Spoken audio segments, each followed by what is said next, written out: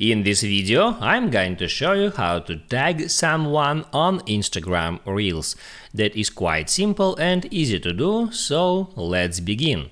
And first, open up Instagram application and then let's say I want to create a reel, so I'll tap on plus sign. Then right here select a reel, and now I can record a short video or I can upload something from my camera roll. So I'll just select that image, then hit on add, and I can now move on to the next step, and right here I can tap on next again to move to the step where I can tag someone. In order to tag people on Reel, all you have to do is right here tap on tag people, then hit on plus sign, and then here at the search box you can just start typing person's name or username, and here among search results you can tag a person that you want to tag, and here also you can tap on add tag